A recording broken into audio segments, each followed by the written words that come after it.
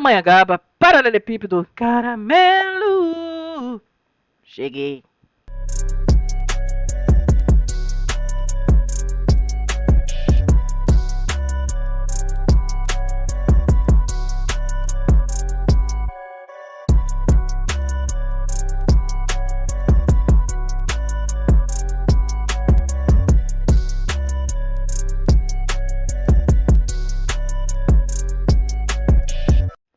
Pensa numa pessoa feliz. Nossa, como eu tô feliz. Tô feliz que esse canal tá fazendo um sucesso. Eu recebi várias mensagens, sabe,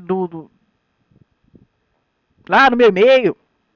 Aqui no direct recebi várias mensagens de pessoas assim, querendo que eu gravasse mais, que eu tava sumida, que eu não tava aparecendo. Eu fiquei tão emocionada, tão feliz, que eu falei, oh, eu tenho que aparecer. E eu tenho que fazer algo que, tipo assim, as pessoas, se eu não fizer, as pessoas assim vão sentir falta, vão até, sabe, não saber o que fazer nesse dia se eu deixar de fazer. Então eu vim aqui fazer um react, algo que todo mundo faz, que sabe, não é novidade nenhuma. Mas assim, com a minha carinha, com essa careca aqui, com essa máscara, com essa luva, com essa pelezinha aqui que tá com essa. Que tá com esse negócio aqui, ó. Esse aqui? Sabe o que é isso aqui? É uma espinha que deu? Aí eu falei assim, ah, vou apertar. E aconteceu isso aqui. E eu passo maquiagem pra disfarçar? Não. Então, as pessoas estão mandando mensagem e pedindo, vai, vai, vai! Cadê você que você sumiu? Eu tô aqui, né? Cheguei. Fazer um react de algo aqui que esse vídeo foi feito pra mim. Eu acho que a pessoa virou e falou assim: essa aí, essa menina tá fazendo sucesso. Essa menina aí, ó, viralizou. Essa menina aí, ó, vou reagir a ela. Vou fazer um vídeo pra ela. E eu falei, vou reagir a esse vídeo que é homenagem a mim. Calminha fodida. Epa, pode fazer isso não, né? Então vamos lá pro vídeo, pro famigerado vídeo. Esse aqui, que eu acho que a população mundial conhece, é o Márcio Rolim. Eu tenho acompanhado alguns vídeos dele e tem me feito muito bem acompanhar e ver. Lembrando que, deixa eu falar uma coisa que é muito importante aqui. Vou até usar essa observação aqui. Eu me considero protestante não praticante. Não pratico homofobia, intolerância religiosa, adultério, pedo. Qualquer crime equiparado a esse, misoginia, seja lá o que for, capacitismo e por aí vai. Eu me considero cristã não praticante. Não pratico nada disso. Eu pratico tudo aquilo que Jesus pratica. Seja para aqueles que creem nele, seja como Deus, como Jesus, como Salvador, que é o que eu creio. E para os que creem nele como um profeta, como uma figura. Mas seguindo 100% do que ele deixou, do que ele exemplificou, do que ele mostrou, o mundo seria muito mais coletivo de forma não cruel, sabe? Nem sei se. É porque é tão complicado dizer que tudo vai ser lindo e maravilhoso que é impossível, mas não tão cruel. Bora. Bora. Esse aqui é o Márcio Rolim. E aí a gente vai assistir um vídeo dele aqui, tá bom? Bora. Então, na verdade, eu vivo. Vamos começar o vídeo dele do início? Obrigada, Márcio Rolim. Eu sei que eu tô emocionada, assim, e eu sei que o som tá muito alto. Vou baixar só um pouquinho, tá bom? Obrigada. Espero que vocês tenham me escutado, porque o som tava alto, né? Vocês escutaram que eu falei que eu sou protestante não praticante? Não pratico homofobia, intolerância religiosa, adultério, pedo e tantas outras coisas absurdas e que mesmo que não for crime, teoricamente adultério não é crime aos olhos dos homens, né? Nessa nossa... Sabe o que eu tenho que fazer? Eu tenho que parar de ficar Nem enrolando, eu fico fazendo umas observações. Aí o vídeo fica grande. E eu falo. Então só tem que reagir. Eu não tô fazendo certo, eu sei que não tô fazendo certo. Mas assim, pra quem já venceu mais um dia, vamos, vamos, vai. Vai, Marcelinho, solta o som, vai. Encontrei esse post aqui na internet, tá? Que se chama assim: velho demais para o TikTok, pobre demais para o imóvel próprio. Porque o millennial de 40 anos ainda não se sente adulto. Caralho, eu fui impactado fortemente por isso, não porque eu não me sinto adulto, não é isso, e eu nem sou millennial. Pra quem não saca, millennial é a geração Y. É aquela galera que nasceu nos anos de 1980, a partir de 1980. De 1960 até 1980 é a geração. Eu sou millennial, eu nasci em 1986, tenho 39 anos. Não sei devido a N questões que acontecem no mundo, mas N questões que acontecem individualmente comigo. Não sei se eu vou viver mais um dia, mais alguns meses, mais alguns anos. A expectativa de vida é curta, né? Dia 6 agora de abril vou saber se a primeira sequência de quimioterapia não deu certo. Olha, nossa, vi ela com história triste. Outro dia ela fez um vídeo falando que não queria fazer sucesso em cima de história dramática. Não, gente, só tô contando.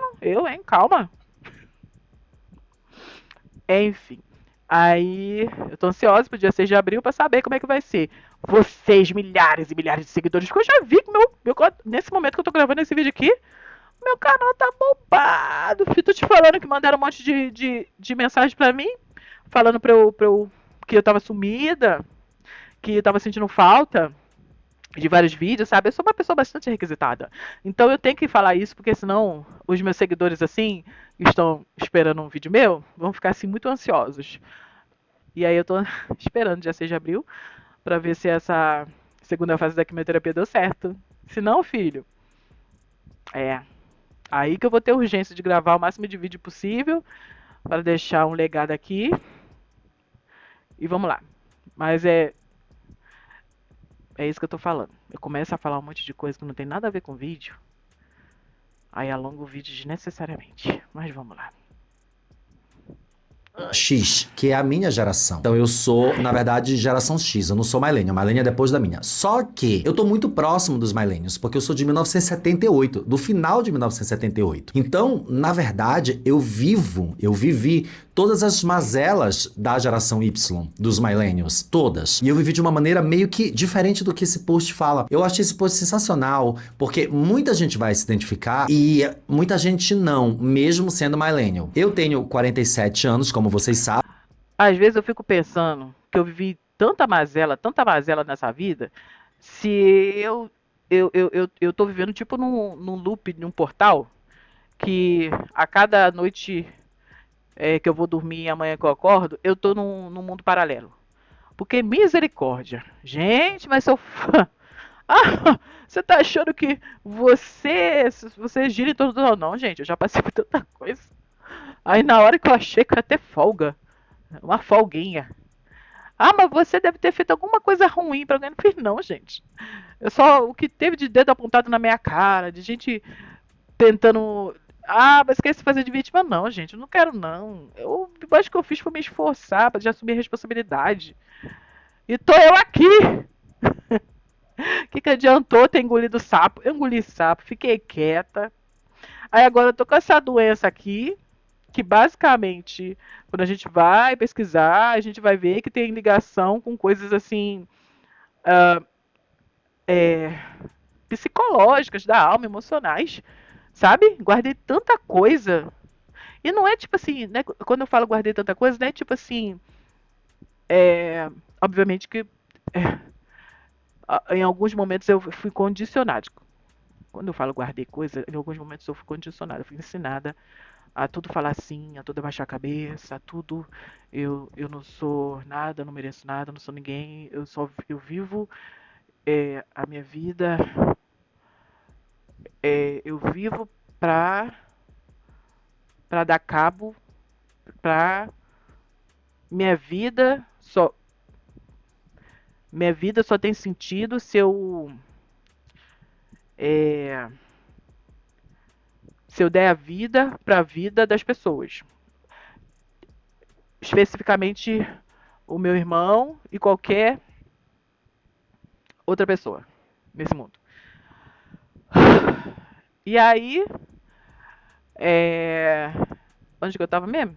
O que ele tava falando? Ele falou de milênio. Ele falou de milênio. Aí eu falei, ah, mas ela. Nossa, eu já sofri tanta coisa, que eu realmente fico pensando. Será que eu não sou tipo assim, uma. Eu tô num multiverso das mazelas? Putz, aí agora eu tenho que descobrir qual é a porta pra sair. Aí tá. Aí eu vou permanecer nesse multiverso aqui? Ou eu vou pra outro? E o que acontece com a Elisandra daqui? Ela vai continuar sofrendo? Ou ela vai se recuperar? Ela vai ficar em estado vegetativo? Sabem? E esse canal se chamava Biquarentona. Pra quem chegou agora não sabe, mas o nome do canal era Biquarentona. Eu tinha um LED, tá velhinho, todo quebrado, nem dá mais pra acender, ele ficava piscando aqui atrás, era Biquarentona. Até hoje as pessoas me chamam na rua de Bi, eu detesto. Me chamem pelo meu nome, por favor, que é Márcio Rolim. E, de certa forma, isso me afeta muito. Que É. deve ter bastante gente que Oh! tá pensando, a minha Foi mal, desculpa. Acelerei que não era pra acelerar. Peraí. Aí ele tava falando negócio de. Me chama de Márcio Rolim, detesto. Eu também acho muita. Se bem que ele tinha um canal, né? Mas eu vou aproveitar essa deixa pra falar sobre questões de apelidos. É muita falta de respeito, sabe? As pessoas ficarem, né, usando o apelido pra falar com a gente. É, o apelido descaracteriza você, principalmente em ambiente de trabalho, sabe? E normalmente, repara só, as pessoas dão um apelido principalmente para as pessoas que são operacionais, da limpeza, do manutenção. Conforme você vai subindo o grau, né, seja a recepcionista, seja a direção, seja a coordenação, a chefia, frente, assim, de chamar, você chama pelo nome. Então, que falta de respeito é essa? Que as pessoas se sentem no direito de desumanizar, desumanizar a pessoa que faz parte desses trabalhos operacionais. O que eu faço questão é chamar pelo nome, sabe? Às vezes até esqueço o nome de quem hierarquicamente está acima de mim. Mas quem está assim no mesmo nível, ou assim, entenda bem. Infelizmente, a gente tem a parte hierárquica. Por mais que a gente não queira, tem um desenho hierárquico. Não quer dizer que eu mande nas pessoas, mas tem um hierárquico de remuneração, disso tudo. E eu trato com maior respeito, porque se não for a base, não são. Quem está ali, no meu caso, na sala de aula, não vai ter condições de dar uma aula com uma sala limpa, entendeu? Não vai ter segurança, não vai ter as coisas funcionando, sabe? Então tem que ter o um nome. Ah, mas eu não me importo. Ah, tá. Aí quando você vai ter uma reunião e aí quem tá lá lembra o apelido da pessoa. E aí as pessoas, quando falam o nome, não lembra. Mas como é que você fala numa reunião, num ambiente sério, apelido? É pejorativo para quem? Isso isso fala o quê sobre quem está ali na frente, chamando? Aí parece até que a pessoa não tem a participação ativa na empresa. Tem. Só que todo mundo conhece a pessoa por apelido. Então, e no meu caso, é muito mais profundo essa questão do apelido. Muito mais, muito mais. Demorei muito tempo para gostar do meu nome. Foram sempre coisas maravilhosas que minha mãe me chamava, né? Exceto do meu nome. E aquelas coisas assim que você deixa marcado, sabe? Que nunca vai cicatrizar, nunca vai. Mas assim, concordo e endosso. Favor, se tipo assim, é diferente quando você tá. é, ele tá com o marido dele, ou com os amigos dele. Mas se a pessoa não tem intimidade, não autorizou, não foi combinado, fala sério. Tem pessoas assim que eu sei que eu sou espaçosa em muitas coisas, mas uma coisa que eu nunca, eu respeito o limite, sabe, das pessoas assim, e quero que o meu limite seja respeitado. Eu exagero muito comigo, com o que eu sou, extrapolo muito comigo. Mas o outro, enfim. Chame pelo meu nome, por favor, que é Márcio Rolim. E, de certa forma, isso me afeta muito, porque quando eu comecei esse canal, eu comecei aos 41 anos, por ali, né? 41 e meio, quase 42. Então, de certa forma, a minha vida foi afetada por esse problema aqui, que é o seguinte, olha só que loucura. Olhar no espelho e ver as primeiras linhas de expressão ou fios brancos ganhando terreno é um exercício diário para quem já cruzou a barreira dos 40 anos, de fato. Mas, para boa parte dos millennials brasileiros, essa imagem externa não bate com o arquivo mental de quem eles acreditam ser. Isso é verdade. Existe um descompasso incômodo entre a certidão de nascimento e a sensação de segurança que a maturidade prometeu entregar. Quem aqui nunca se sentiu meio socorro, como eu vim parar aqui, eu só tenho 8 anos, atire a primeira pedra. Esse fenômeno discutido no exterior como age dysmorphia, que é dismorfia de idade, é exatamente o que faz com que essa geração acredite que a idade biológica não tá batendo com a vida que a gente leva. É muito louco, tá? Pra quem é muito mais jovem aí, já é da... Fazer uma observação sobre a primeira parte que ele falou sobre a questão da cabelos brancos. Eu sempre quis ter o cabelo todo platinado. Tentei por várias vezes platinar, mas nunca fica platinado, sabe? E eu sempre tive o desejo de ter o cabelo branco. A minha infância não foi fácil e eu condicionei aqui. Será que se eu tiver adulto eu vou conseguir me proteger? De certa forma, as pessoas que são outras formas de violência, né? Mas a violência que praticavam quando eu era indefesa, sendo ali criança, aquele ser fraco, é uma violência diferente, sabe? E aí quando finalmente meus cabelos começou a crescer cabelo branco ano passado. E aí, alguns meses depois, comecei a quimioterapia.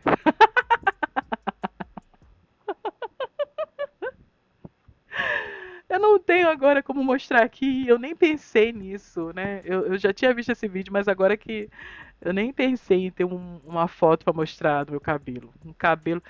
E olha que eu já descoloria, vivia descolorindo meu cabelo, descolorindo. E eu sempre quis ter esse cabelo branco, sabe?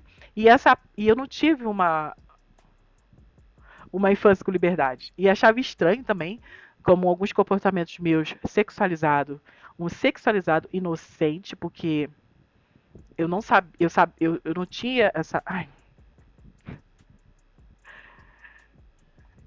isso não tem nada a ver com o vídeo. Cara, eu tenho que parar de fazer isso. É porque não adianta, quando começa a vir um tópico, eu vou mesclando com o outro. Eu sei que ele tá falando do envelhecer.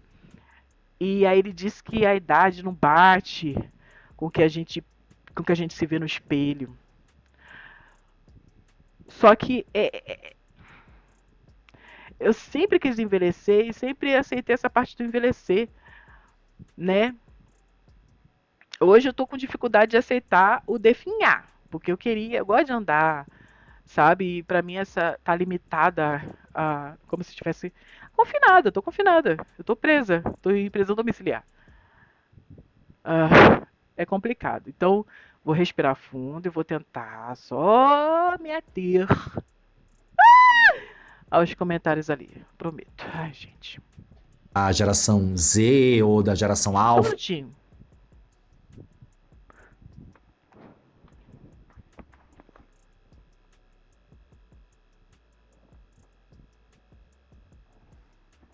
Eu tô vendo se é os meus pets fazendo palhaçada.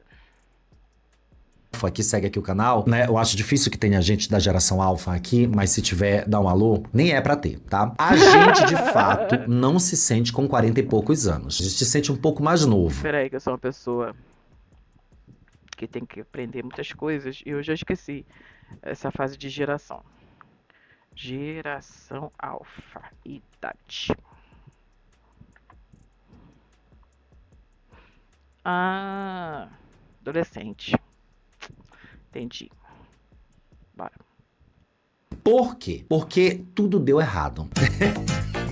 Basicamente é isso. E eu vou explicar nesse vídeo por que as coisas deram erradas. O fato é que o capitalismo... Eu falei, não falei? Agora, foi mais um erro que eu gravei vários vídeos, aí deu errado, mas eu falei, né? Que parece que eu tô no multiverso da loucura, multiverso multiverso do que eu falei? Multiverso das mazelas. Que misericórdia. Nossa, cada coisa que já aconteceu com a minha vida. Nessa vida que eu acho que eu tô vivendo mais 7 vidas, 8, 10. Que se eu for colocar, quando eu chego, tudo ia dar certo. Ai. fez com que a gente acreditasse em algumas lógicas de família, que são construções binárias, normativas, e a gente cresceu acreditando que essa lógica ia funcionar e ia dar certo. Só que ela não deu certo em absolutamente nenhuma geração. E ela não deu certo de formas diferentes em cada... Eu não cresci achando que ia dar certo, não. Muitas pessoas, supostamente do meu círculo ali, principalmente mulheres, viviam falando que se um homem uma menina menor de idade, uma criança, seja lá o que for, ele tinha que assumir a responsabilidade casando com ela, entendeu? Aí ele tinha que assumir a responsabilidade casando com ela, entendeu? O homem que ou uma menor de idade ou uma maior, ele cometeu um crime. Mas aí ele vai lavar a honra da família casando com a pessoa que ele... E aí... Só que não tinha essa palavra. A palavra era assim: não, mas ele fez isso com a menina. Ele vai ter que assumir a responsabilidade. Vai ter que casar com a garota. Ou homem não presta. Eu acho incrível como é que podia tantas mulheres do ciclo de oração falar tanta abobrinha, sabe? Supostamente. Supostamente. Então, e eu cresci vendo a minha mãe sendo forte, criando 2 crianças, ralando pra caramba. Não vi, então eu não tinha essa referência normativa de papai, mamãe. Em homenagem, quando chegava o dia dos pais, eu queria entregar homenagem pro dia das mães, que ela era minha... Independente do que ela fez, eu tenho minhas reclamações como filha. Ela me fez sofrer demais, mas eu sei olhar ela como mulher. E como mulher, ela sustentou 2 crianças, ela deu conta de 2 crianças, sabe? A gente não morreu de fome, né? Passou fome, mas não morreu de fome, né? E chegamos até aqui. Então, isso, como mulher, eu jamais vou tirar essa vitória da minha mãe, sabe? Como mãe, eu tenho muita... Ela me machucou demais, sabe? E eu já esqueci que eu tava falando. Brincadeira. cada geração. Eu vou explicar a dos millennials, que não é exatamente a minha geração, mas é ao mesmo tempo. Ele tava falando sobre o negócio do padrão, né? Binário, né? De pai, mãe, isso que ele falou. Eu não lembro se foi essa parte que ele parou. Vai lá, vamos continuar. A minha geração, porque eu tô coladinho ali neles. Eu vivi as mesmas mazelas porque por 1 ano e meio eu não nasci millennial. E vai doer. Solta a vinheta.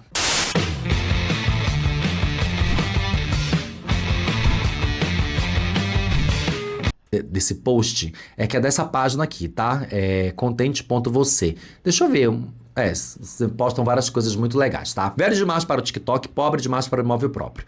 Eu era essa pessoa. Gente, é incrível como esse título ele foi feito pra mim. Parece que pensaram assim, não, bora falar do Márcio Rolim? Porque quando eu comecei a fazer internet, eu tinha mais de 40 anos. Vocês conseguem imaginar hoje uma pessoa agora, tá? Isso a gente tá falando há 7 anos atrás. Como se fosse 7 ou 8 anos atrás. Vocês conseguem imaginar uma pessoa de 40 anos começando a vida do zero na internet? Vocês conseguem imaginar isso? Que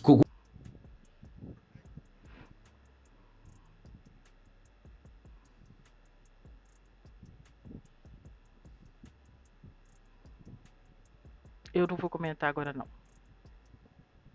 Mas assim, eu pelo menos já comecei umas 3 ou 4 vezes minha vida do zero. E teoricamente era para minha vida estar estável agora, somente financeiramente. Mas devido a essa questão da doença,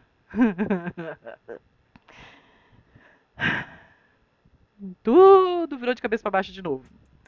Então, de certa forma, por mais que eu esteja fazendo muito sucesso aqui, eu tenha ganhando muitos inscritos, sabe? Tem muita gente se inscrevendo no meu canal, e muita gente comentando também. Eu não sei nem como eu vou dar conta de responder tantos comentários. Gente, eu tô maravilhado. Muito obrigada por vocês estarem comentando, assim. Eu tô muito feliz, sabe? Tá tendo muito comentário. Muitos comentários. Muita gente me seguindo. Não sei nem como eu vou dar conta. É, isso aqui é mais uma terapia, né?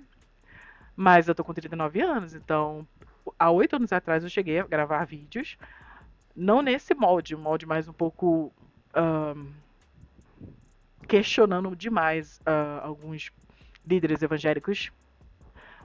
Ahn, e agora eu tô a- não tendo vergonha de mostrar para o mundo quem são as pessoas que eu observo, que eu escuto.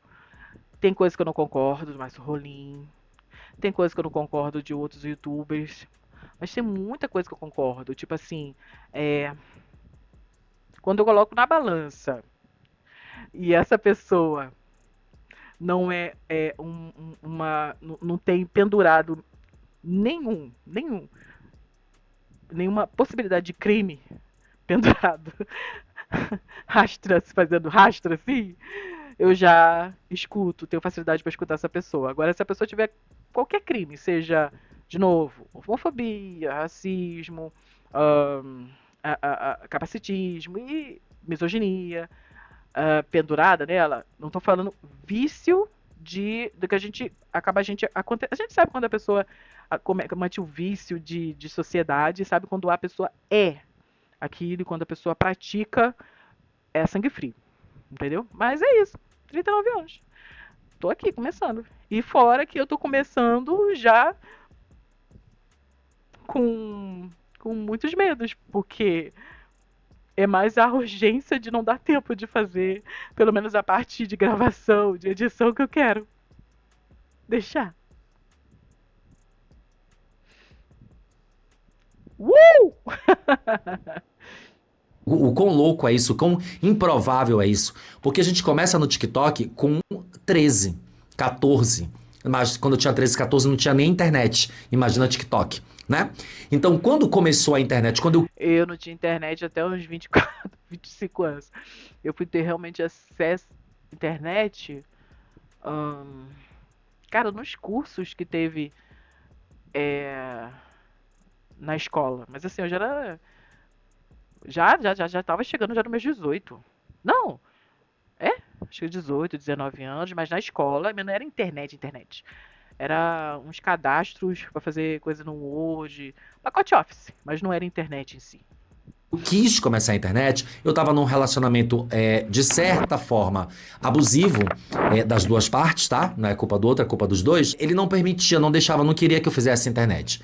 Isso era mais ou menos há uns 11, 12 anos atrás. Teria sido perfeito pra mim. Eu tava pelos 30 e poucos e seria maravilhoso. Não fiz. Só fiz depois que eu passei por muitas situações de saúde e de depressão e eu resolvi começar a internet. Então, olha que loucura. Eu também não tinha casa própria. Que engraçado, né? Uma penca de gente começando na internet porque tá. Ou problema de saúde, saúde física, saúde mental. Gente, não tem ninguém saudável começando na internet. Ai, gente. Tipo assim, eu tô falando crianças assim na minha idade. Crianças da minha idade, ó.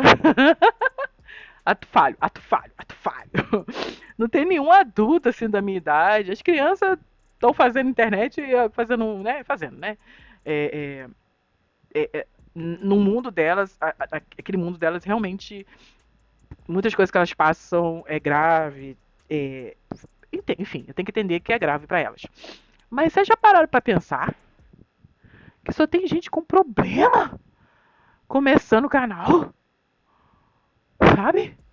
E eu tô falando uns problemas dentro da legalidade. Entendeu? Incrível isso. Muito incrível.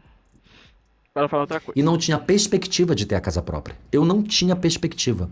E é muito errado a gente colocar a perspectiva da nossa vida na internet. Ah, eu vou começar a criar conteúdo e vou ficar rico, vou ter isso. Gente, isso é uma ilusão.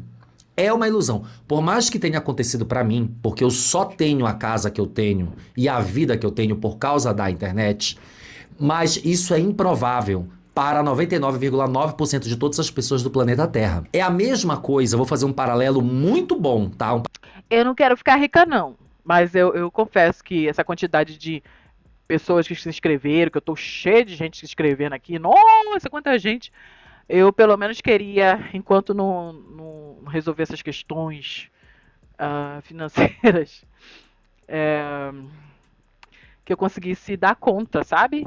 De algumas coisas, né? Que a doença me tirou do trilho, né? Que eu sempre. Muita coisa eu dei conta, porque eu tinha um dinheirinho que eu tava conseguindo guardar, depois que eu consegui voltar a trabalhar. É, depois que eu consegui voltar a trabalhar, recebendo uma remuneração justa, que eu conseguisse dar conta de aluguel, de tudo mais, e nem estava comprando nada. Nunca fui de comprar muita coisa. Eu sempre gostei de comer e viajar. E aí chega um ponto que o dinheiro vai todo embora, porque tive que começar a vida do zero de novo por causa da doença. E aí a gente destrambelha. E eu tô basicamente. Tenho um recurso, mas metade do que me segura hoje são doações. Então, se eu conseguisse, nossa, eu ia ficar tão feliz. Mas eu te falei, né? Tô cheio de inscritos, gente. Nossa, muita gente aqui se inscrevendo. Vai no meu canal, olha só. Vocês vão ver. Tô lotada de inscritos no tempo recorde. Eu mal. Nem completei 2 meses de canal. Tô cheio de gente aqui se inscrevendo e muita mensagem, sabe, gente? Tô arrasando. Paralelo muito bom. É a mesma coisa, aquele corpo maravilhoso que você vê da Mayra Card, aquele corpo incrível que você vê, saradíssimo, maravilhoso daquelas pessoas na internet. E aí eles vendem planos de treino, gominha, vendem creatina, vendem whey, eles fazem de tudo um pouco. Aquilo não vai funcionar pra você. Você não vai ter aquele corpo. Eu não vou ter aquele corpo. Nenhum de nós alcançaremos aquela beleza, porque aquela beleza ela é improvável. É a mesma coisa com a internet. Se vocês ficarem esperando eu corrigir negócio, né? Fazer correção gramatical enquanto eu tô fazendo vídeo, vão ficar querendo, porque eu não vou ficar, não. Ele, perfeito, tá? E até porque eu acho que ele tá fazendo um vídeo mais sério, mas. Se eu for fazer quando eu for fazer um roteiro, que for um vídeo mais sério, igual a contação de história para adultos, aí sim. Mas fora isso, gente, mas você é pedagoga, é sua responsabilidade.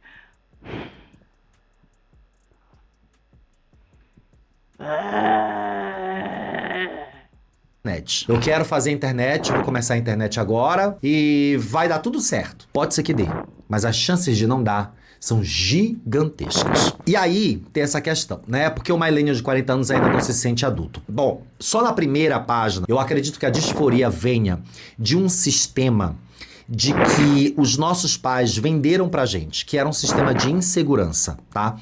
Quantos de nós aqui, não tô dizendo que todo mundo ouviu, mas quantos de nós ouviu nossos pais dizerem: eu vou construir aqui essa casa para deixar pros meus filhos? Hein? Responde aí agora, desse momento do vídeo, que eu sei que tu comenta aqui, antes do... Respondo, minha mãe não. Pra mim, ela não queria. A casa, ela não tinha desejo de deixar. Tudo dela, tudo que fosse dela era pro meu irmão. Eu sou a filha mais velha. E o sonho dela sempre foi ter filho menino. Só que eu vim com a configuração toda de menino.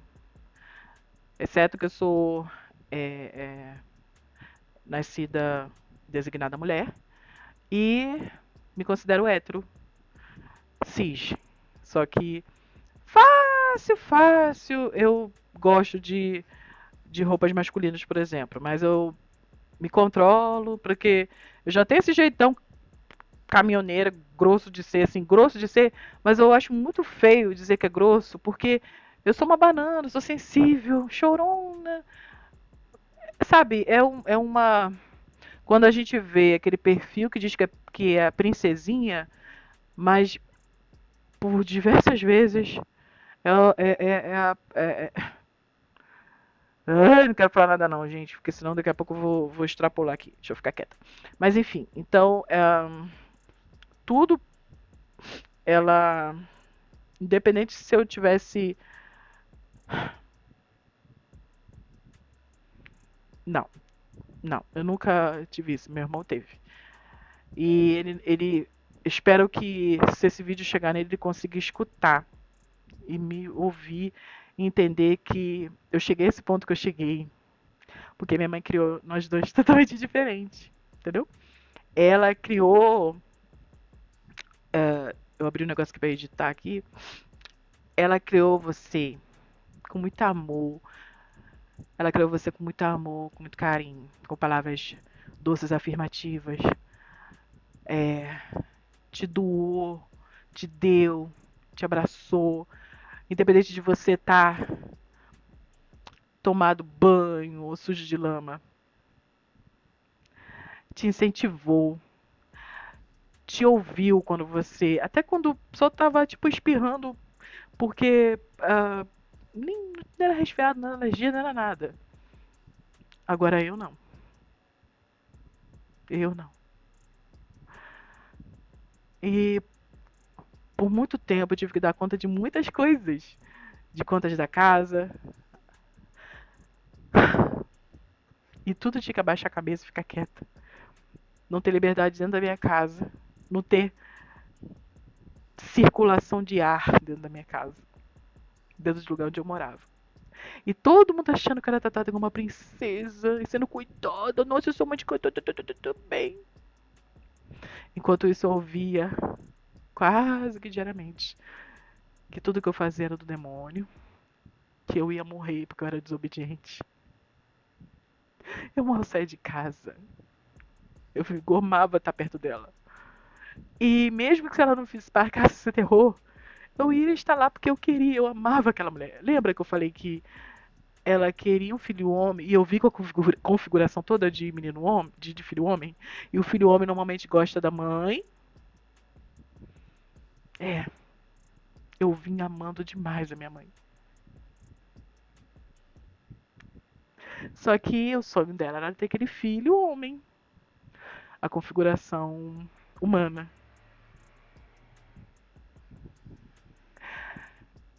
Então eu nunca escutei dela. Ah, por vezes também que eu queria, ela só aceitava aquilo que ela considerava que, que eu queria dar e muitas partes sugavam. Como por exemplo, se eu quisesse comer alguma coisa eu tinha que comprar para os três, senão eu ficava sem comida e eu trabalhava. E comecei a trabalhar tarde porque não tinha dinheiro em casa e eu tinha que comprar desodorante. Então eu vivia fedendo, porque já não tinha água. Eu fui ter noção de que água caindo na bica há muito pouco tempo. Quando eu fui morar, ficar um tempo morando em outra cidade, tinha água na bica, na torneira. A gente morando quase próximo do centro do Rio, tendo que captar água da chuva, porque não tinha água. Mas dava um jeito de tomar banho, dava um jeito. Mas não tinha dinheiro para comprar desodorante. Era limão. Enquanto isso, ela fazia de tudo pelo meu irmão, que era o homem da casa. Só que quem era o homem da casa, primeiro era ela, que deu conta da gente, e depois fui eu. Só que eu tinha as responsabilidades, mas não tinha as bonanças, não tinha o, o- a- as alegrias de ser o homem da casa. Eu ficava com o lado ruim de ser o homem da casa e ruim de ser a mulher da casa. E tudo isso tem que aguentar quieta, calada. Aí as pessoas vêm pra mim e acham estranho. Tudo isso tá acontecendo. E aí eu tenho que fazer muita terapia pra entender. Como mãe, comigo ela vacilou muito. Ela era muito, muito legal com outras pessoas e sim, de verdade, mas é comigo. E eu parei de questionar por que ela não me amava. Eu parei. Eu sei que eu não fui perfeita, eu sei que errei demais. Só que aí eu entendo porque eu orava alvo fácil. Se nem minha própria mãe me amava, se meu pai não era presente, é óbvio que eu seria alvo fácil de tanta gente pra fazer maldade. E hoje não tenho alegria nenhuma de dizer que eu sei reconhecer quando uma criança está sendo vítima de abuso, seja psicológico, sexual, e dificilmente eu estou errada. Eu não teria que ter passado por tudo isso para reconhecer, mas já que eu passei, e o que eu faço eu dou graças de ter muito amor, muito amor. Eu tenho muito amor. Um amor que puxa a orelha, um amor que pula, que brinca. Quando eu tô com as crianças, eu até esqueço que eu tô com dor. Hoje eu não tô podendo trabalhar, não tenho condições. Mas quando eu vejo uma criança, seja no mercado, eu posso estar com uma dor, me contorcendo de dor. Quando eu vejo uma criança, é um sorriso que vem assim, na hora, assim, de eu brincar e falar: Ih, já viu meu motorzinho que eu tenho um andador, né? Aí eu falo assim: Já viu aqui minha motoca? Maravilhosa.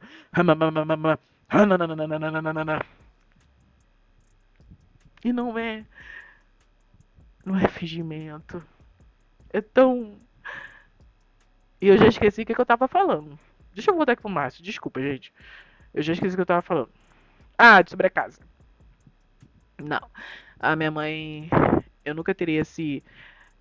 Eu nunca ouvi disso dela querer deixar alguma coisa pra mim. Exceto dor de cabeça.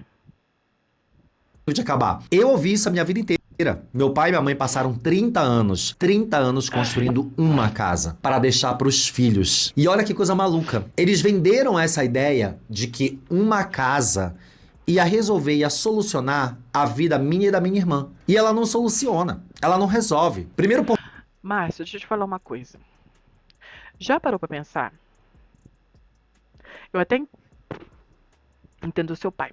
Mas já parou pra pensar que se sua mãe realmente falava isso da casa pra você, ela poderia falar pra sua irmã: Poxa, Márcio, você podia pelo menos olhar pra mim. Márcio, eu tô falando com você.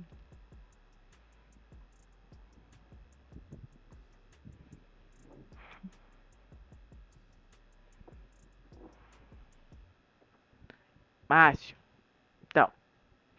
Então, às vezes, ela falou isso, mas ela. Você tá olhando pra onde? Enfim, às vezes ela falou isso. Mas eu também não tô olhando. Eu não sei nem mais pra onde que eu tô olhando. Ah, deixa quieto. Ela falou isso, mas ela tava pensando na sua irmã. Não tava pensando em você. Se a sua mãe é do jeito que você comentou, a casa ia dar conta. Ia dar conta pra sua irmã, mas nem ia dar conta pra ela, né? Pelo que você vai terminar de falar aí, vamos lá. Gente, eu vou parar de falar que já deu 44 minutos. Ele tem que terminar de falar, pelo amor Porque de eu Deus. tô com 47 anos e os meus pais estão plenamente vivos. Quando eu herdar essa casa, eu vou estar com mais de 50. E a minha irmã muito mais, porque ela acabou de fazer 50 anos de idade. Essa casa não resolve a nossa vida porque ela vendida e dividida por 2 não é grandes coisas. E meu pai e minha mãe não vão morrer juntos. Vai morrer um depois, anos depois, outro. Então é muito provável que em um dado momento a gente talvez precise vender a casa para custear a vida desse que vai ficar. Ou seja, é melhor eu comprar a minha casa e a minha irmã comprar a casa dela. A minha irmã comprou a casa dela há muitos anos, há mais de 20 anos atrás.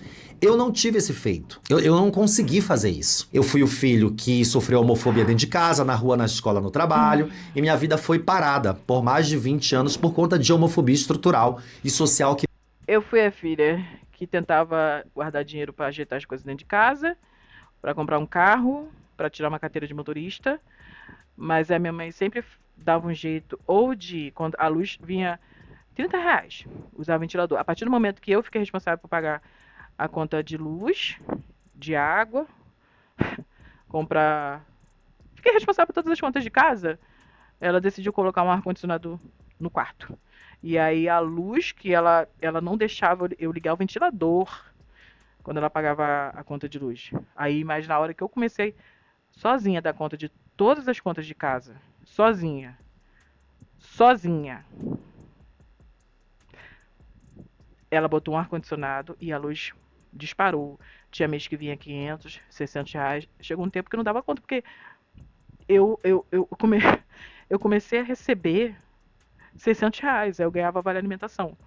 Então, como é que eu guardava dinheiro? De onde é que eu tirava que eu guardava dinheiro? Para eu conseguir botar dinheiro de casa, antigamente na estação de trem tinha aquele café da manhã social. Então, para eu conseguir tomar café, almoçar e jantar, porque a cartão alimentação ficava em casa. E meu dinheiro tinha que ficar em casa, porque, tipo assim, por mais que eu aprendi a administrar, eu tinha que pagar as contas de casa e comprar as coisas de casa. Eu almoçava, eu tomava café, almoçava e jantava pão com refrigerante natural. E aí eu tenho que ouvir a minha vida toda que, nossa, mas ó, o seu irmão que precisa de mais atenção, o seu irmão que precisa ser mais olhado. É, não, mas você não precisa não. Oxe, você é forte.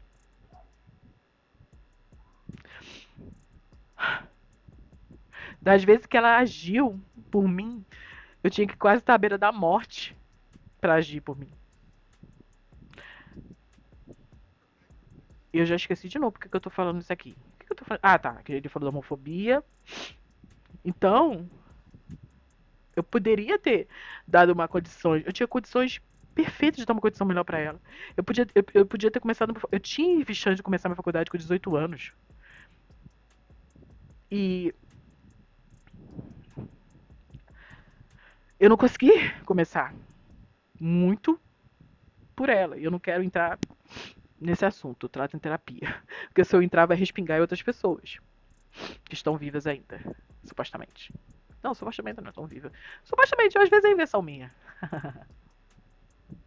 Eu já poderia ter terminado a faculdade, já poderia ter classificado num concurso, nível superior. Não estou falando que seria fácil, porque faltaria rede de apoio. Nós sempre fomos pobres e faltava também pessoas que me olhassem, não além de mulher e preta na escola. Porque eu sempre via professores preparando alunos com fenótipo certo.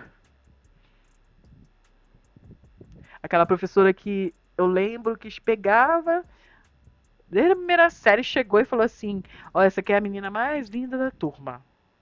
O restante, e a menina mais linda da turma era a loira de olho azul e branca. Sendo que a maior parte da sala eram de crianças pretas.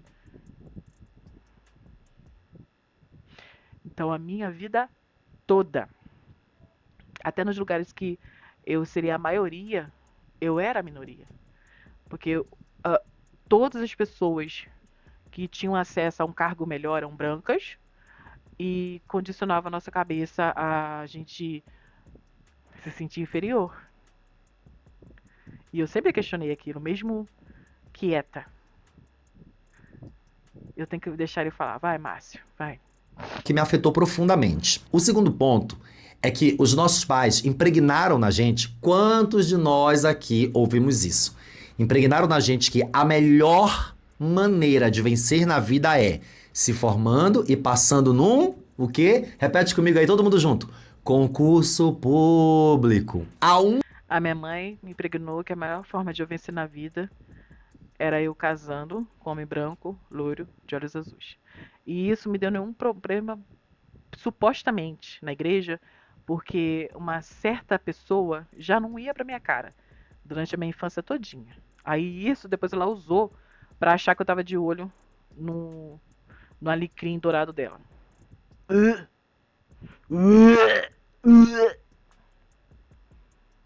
Quem tava de olho podia ser todo quanto a gente, menos eu. Nem faz meu tipo. Meu tipo é de longe, muito de longe. Longe, longe pra caraca. Tem que estar do outro lado do sol. Tipo assim, o sol tá aqui. Aí tá do outro lado do sol. Lá no.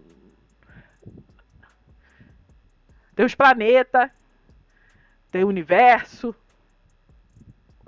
as árvores, o universo. Longe. Mas aí a mamãe falava, eu não sabia também me comunicar, que tudo eu contava pra minha mãe, e pra mim é certo, você tem que contar tudo para pessoas responsáveis. Mas ela me ensinava uns negócios que. Aí essa Benedita, supostamente, que eu queria muito ser amiga dela, colocou na cabeça que eu tava de olho no alecrim dourado dela. Pronto. Mais uma coisa pra fazer minha vida um inferno. Enfim. E aí, tanta coisa. Tanta coisa que poderia ter sido evitado. Mas assim, é isso. A minha mãe, pra ela, eu ia ter sucesso se eu tivesse casada com filhos. E o pior, eu queria. Eu tinha um sonho de ter filhos, eu tinha um sonho de casar, mas eu queria também é, terminar a faculdade, passar no concurso. Eu nem sabia como, mas eu queria. E eu queria tentar conciliar. Só que ela encrencava tanto nisso e invalidava todo o resto que pra mim eu tomei pavor.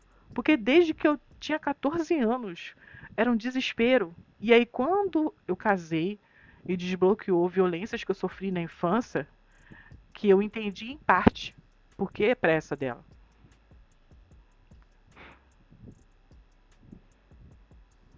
Única maneira de você ter estabilidade na vida é ser servidor. Se você não for servidor, você não tem uma vida estável.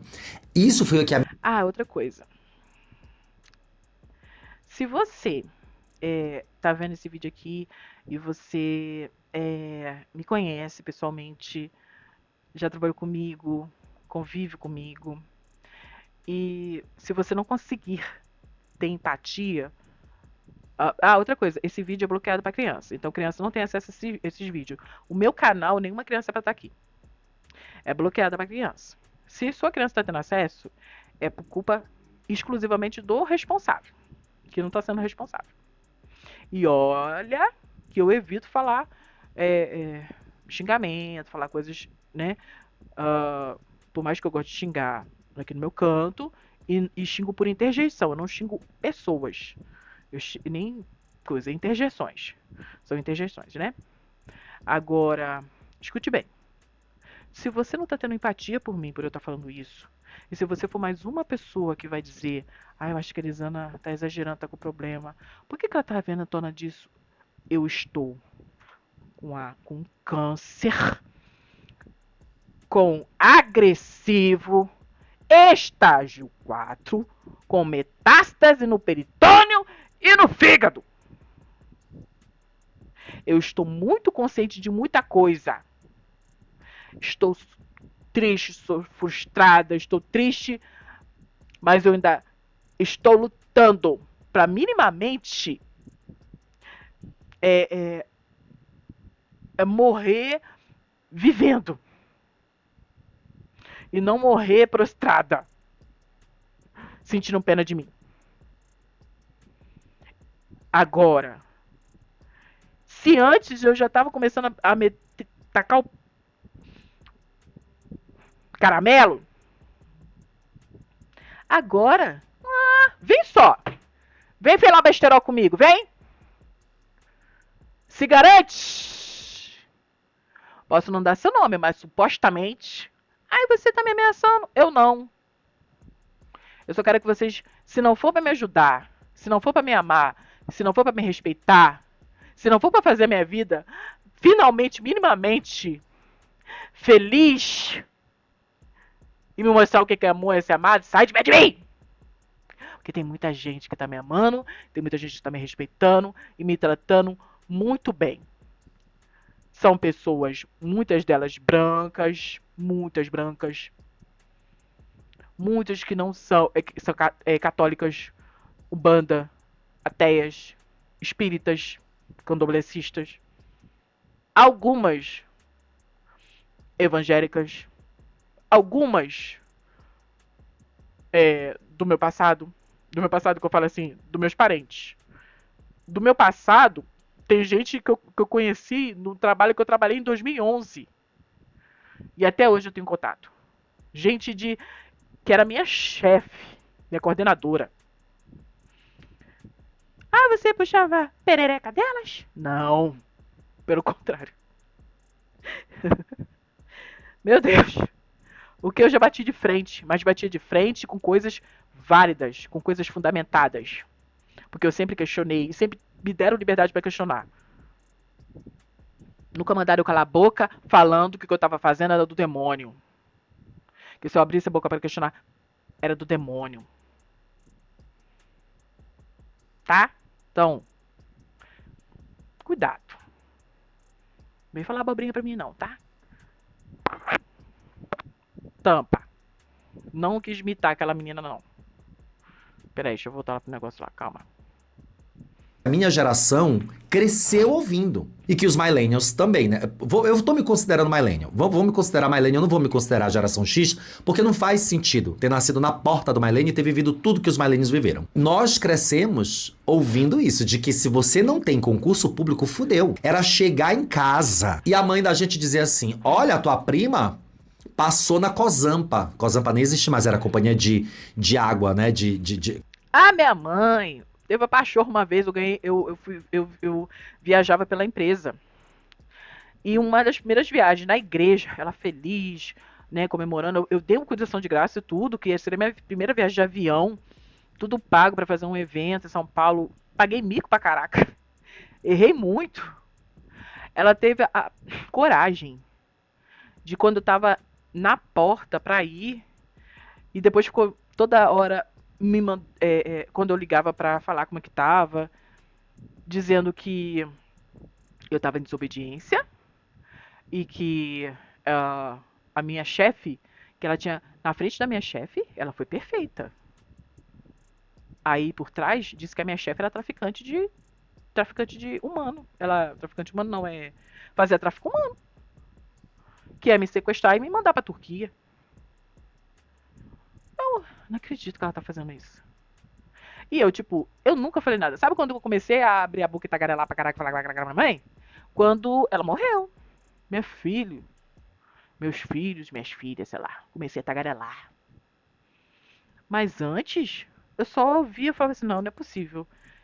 E eu falava assim, gente, ela conheceu. Eu levava ela nos eventos do centro do Rio.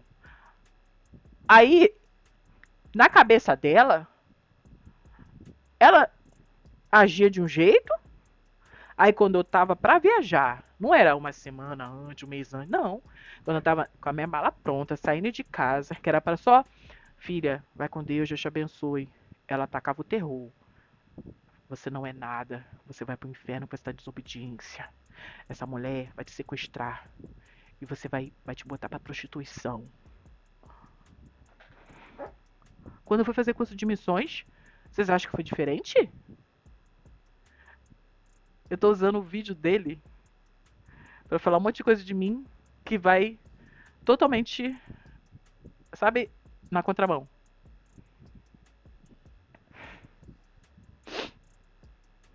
Companhia hídrica lá do Pará. Acha que agora já é privada, nem sei, né? Teu primo passou aí no concurso do INSS. A tua tia passou aí no estado. Aí o meu sofrimento começou quando a minha irmã passou na prefeitura. Depois ela passou no estado. Minha irmã é da prefeitura e do estado, dos dois. E aí foi muito louco, porque eu sofri demais. Porque eu nunca quis ser servidor. Nunca.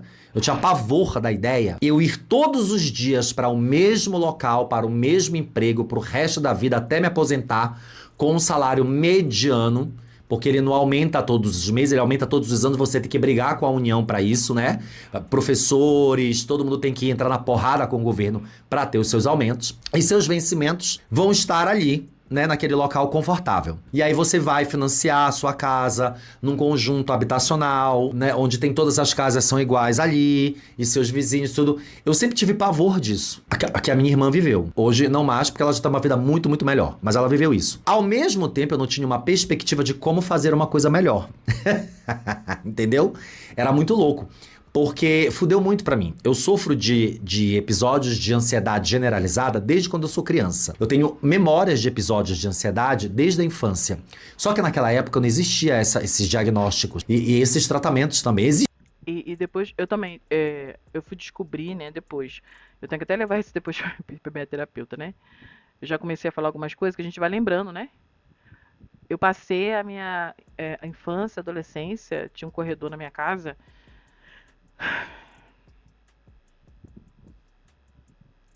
que aquele corredor foi um corredor que o quanto que eu passei de perrengue naquele corredor. Tipo de crises e crises e crises, não sabendo o que é. Não sabendo o que era. E algumas vezes a minha mãe sentia pena de mim quando ela percebia que eu ia explanar pro mundo. Quando eu saí do controle ali de estar em quatro paredes. Imagina, ela perdendo o controle e eu não sabia que era isso, né? De eu estar perdendo o controle de mim, de eu perceber que aquilo dali estava errado. Eu não tinha machucado. Pra mim, era tipo. Até hoje eu tenho essa questão de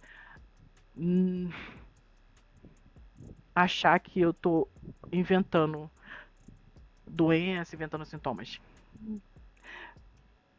Eu demorei. Até hoje eu fico assim, gente, será que eu tô passando mal? Igual esse momento aqui, eu tô passando mal. Só que às vezes eu fico assim, será que eu tô passando mal mesmo? Ou eu tô inventando? De eu ter que trabalhar todo dia E eu tava cuidando da minha saúde, eu cuidando da minha saúde, tá? Depois de velha, eu fiquei mais atenta com a minha saúde porque eu falei, não, tem alguma coisa errada, tem que cuidar da minha saúde. E todas essas questões de saúde vieram surpresa, que meus exames estavam todos ok. E teoricamente, meus exames estão todos ok. O que deu problema foi aparecer essa questão do câncer. Mas assim, não tenho pressão alta, não tenho pressão baixa, não tenho diabetes, não tenho. Enfim. Existiam, mas a gente não tinha acesso. Então, eu sofro de depressão, eu tenho memórias da depressão me atacando ali pelos 14, 15 anos. Então eu nunca pensei numa maneira prática de vencer esse ódio que eu tinha do normativo. Passar no concurso, financiar uma casinha de habitação ali no conjunto de habitação. Até poucos anos atrás, que eu ainda não tinha casa, né? Eu tenho casa própria há 1 ano e meio, há 1 ano. 1 ano e meio, final de 2024 eu comprei, enfim. Eu chegava em casa, minha mãe dizia, olha, fulano já comprou a casinha dele ali no Jaderlândia. E aquilo me dava um ódio tão grande, porque Jaderlândia é um conjunto habitacional horroroso, numa periferia horrorosa de Ananindeua, que nem é Belém, e eu nunca quis aquilo pra mim. Eu nunca quis morar na Jaderlândia. Eu não queria morar no Curuçambá. Eu não queria morar no Paá. Eu não queria morar no Una. Eu não queria morar nesses lugares. Eu não queria morar em Belém. Eu não queria morar. Eu queria sair dali. Eu queria ser um cosmopolita. Eu queria ser. Nem que eu fosse um mochilão, eu queria ser uma pessoa do mundo. Eu queria ser uma pessoa onde tivesse os acessos. Só que acesso é sinônimo de ter dinheiro. E eu não tinha dinheiro, não tinha nada. Como eu falei pra vocês, eu saí muito tarde da casa da minha mãe por não ter condições de sair. Eu não tinha onde ficar, não tinha como fazer. Então eu saí com 27 anos da casa da minha mãe. Eu já era profissional, já trabalhava, fui cuidar da minha vida. Eu só vim pra São Paulo aos 36. Só aos 36 anos. Tem 11 anos que eu tô em São Paulo. As pessoas vêm pra São Paulo. Tem muita coisa que eu queria falar, mas eu queria também terminar esse vídeo aqui. eu queria muito terminar esse vídeo. Então, tô controlando aqui algumas coisas pra falar e deixando ele falar. Com 19, tudo na minha vida foi muito tarde. Eu sofria de medo, culpa. Eu morria de medo de dizer, eu vou sair daqui dessa cidade horrorosa e vou pra outro lugar. Morria de medo disso, gente. Eu tinha muito medo. Eu não tinha esse ímpeto. A culpa não é minha. A culpa é da depressão, a culpa era da ansiedade, a culpa era da culpa.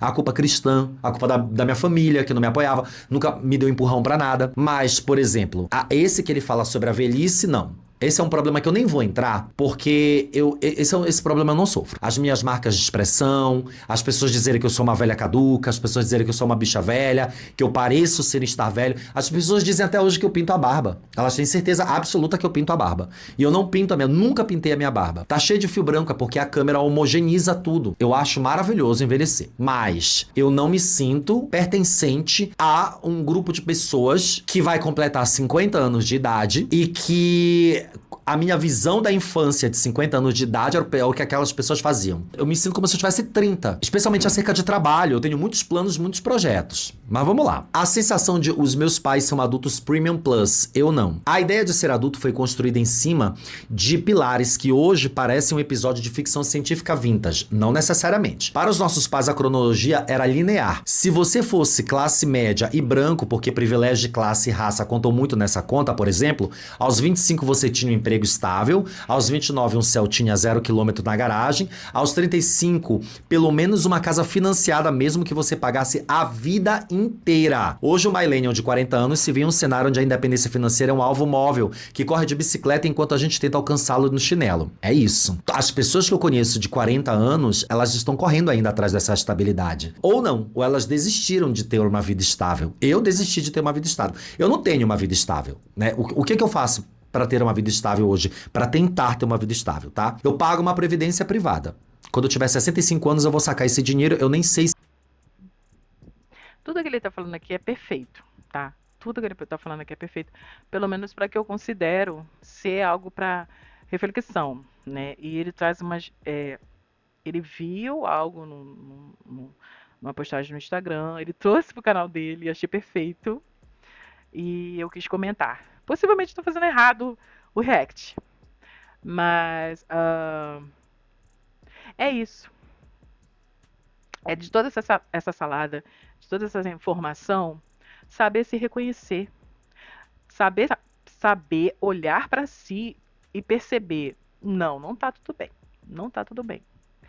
Mas você está assumindo a responsabilidade, mesmo sabendo que a culpa não é só sua. E eu estou falando isso, é um exercício também. Porque durante muito tempo eu me culpei, mesmo sabendo que a culpa não era minha. E durante muito tempo eu questionei por que as pessoas não assumiam a responsabilidade. Isso que foi mais que doeu. Não me amarem. E são duas pessoas específicas, 3 pessoas específicas. E não me amarem e não assumir a responsabilidade. Aí, com o advento de muitas coisas na minha vida, e principalmente com essa questão da doença, eu coloquei um ponto final da minha parte e fiz não vou dizer uma intimação, mas joguei as cartas na mesa. Ao ponto de ou muda ou sai de perto de mim. Porque do jeito que você está perto de mim, tá me deixando doente. E não tá me deixando, não tá eu não tô conseguindo curar. Chegar à cura. Então eu prefiro que fique distante e eu alcance a cura. E se no meio termo eu alcançar a morte, pelo menos eu vou alcançar uma morte em paz. Porque eu não quero morrer com aborrecimento aqui no meu ouvido. Eu não posso controlar o que as outras pessoas vão fazer. Eu posso controlar o que eu vou fazer. E eu, escolho não ser agressiva, não ser má. Sempre escolhi. Só que agora mais do que nunca. Eu posso estar passando do que for que eu estiver passando. Eu não vou ser ríspida, ignorante, ocupar todos e a tudo. porque eu tô doente. Eu não vou reclamar porque tudo deu errado na minha vida. Porque nem tudo deu errado. Algumas coisas deram certo. Algumas coisas deram. Então, eu não tô passando fome, eu tô com a barriga cheia. Eu tenho luz, eu tenho água. Eu abro a bica e tem água. Eu tenho água quente. Eu tenho um teto, eu tenho um ventilador que tá aqui me refrescando. Eu tenho um edredom se eu quiser. Então, de verdade, eu queria que desse certo para uma coisa macro, que eram os meus planos de viagem para fora do Brasil, por exemplo. Ou para eu conseguir correr os 5 quilômetros que eu estava treinando. Ou para eu continuar andando de bicicleta. Que eu fazia de boa 1 hora de bicicleta, 16 quilômetros com 1 hora, 1 hora e 20. Bicicleta não de corrida, aquela bicicleta calói que pode até fazer mal pra coluna. Nem tudo deu errado. Deu errado o que tinham de expectativa pra mim. E algumas coisas que eu tinha de expectativa também. Mas o que eu tracei mesmo, que eu nunca mais queria sentir, era a fome. E isso deu certo. Chegou um tempo até que eu perdi o apetite. Que eu não estava conseguindo comer nada. Não estava sentindo fome, nem conseguia comer nada por causa da doença, por causa da dor. Mas o apetite voltou. E aí começou a voltar a funcionar o intestino. Depois de muitos meses começou a voltar a funcionar. Então, deu certo, sim. Eu não sinto mais fome. As outras coisas vão ser como se fosse complemento para a tela principal, que é não sentir fome. E quem sabe, vocês que estão aqui, muitas pessoas se inscrevendo, vão conseguir acompanhar. Ou eu alcançando coisas 1000, ou eu só seguindo seguindo o que tem que seguir. E de forma tranquila. Finalizar mais um capítulo. Em paz. Sem fome. Completamente saciada.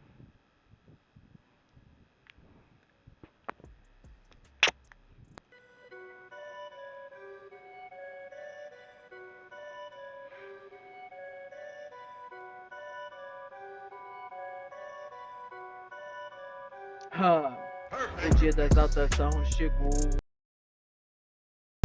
Depois de recusar a humilhação, eu tomo posse na minha cura. Mantenho firme no céu os meus olhos erguidos. Não deixo a gravidade me sucumbir. Eu tomo posse na minha cura. Como o H me renovo, essa dor me fortalece e sigo em frente e não desisto. Eu tomo posse